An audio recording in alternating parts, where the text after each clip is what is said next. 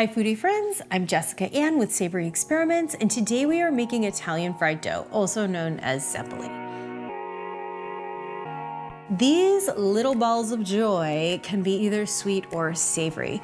They're traditionally made from leftover pieces of pizza dough, and it's all ingredients that you probably already have in your kitchen. Let's get started. We're gonna start with our dry ingredients. I've got 2 cups of flour already measured out here. We're gonna use 1 tablespoon of white sugar. This helps it brown, gives it a little bit of sweet, even if you plan to make a savory fried dough. 3/4 teaspoon of coarse kosher salt, and 2 teaspoons of baking powder. This is what's gonna give it a nice fluff in the end. Nice crunchy outside, nice fluffy inside.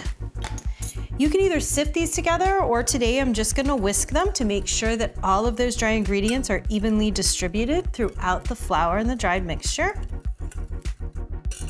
Tap that off. And now cut in the butter. You'll want a pastry cutter. If you don't have one, you can use 2 large spoons and cut it together like this. This is 2 tablespoons of unsalted butter.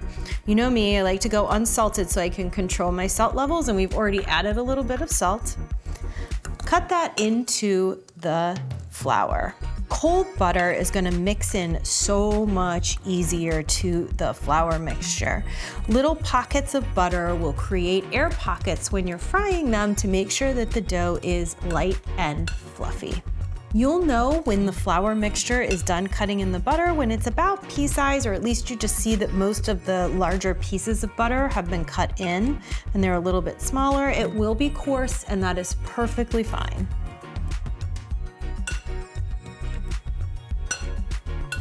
Okay, got the butter all cut in.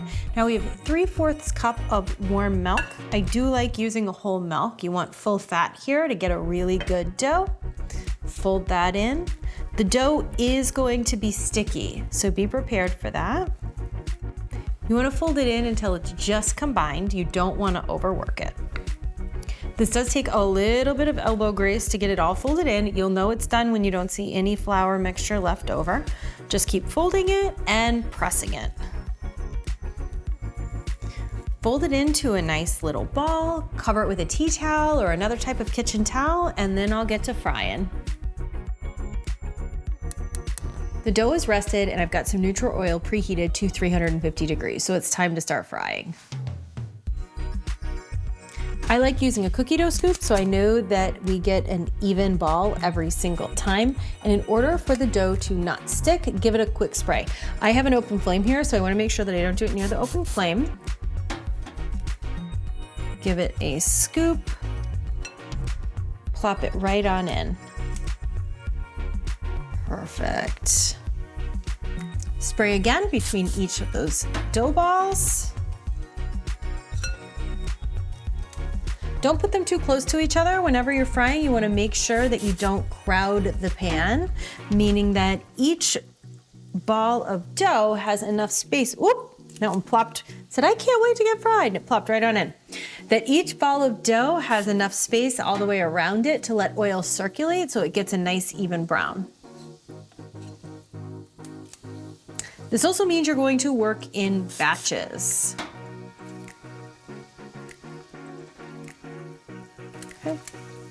You're gonna cook these for about 1 minute on each side and then give them a quick flip. You'll know they're ready when they start to flip themselves. You're looking for a light brown color.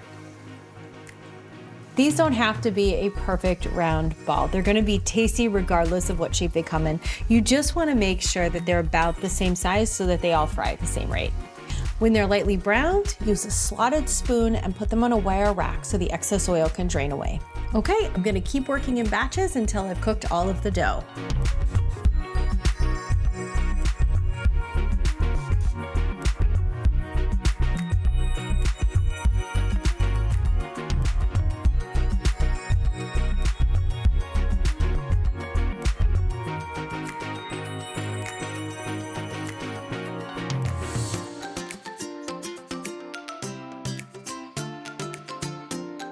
These are all fried, there's just one more thing to do.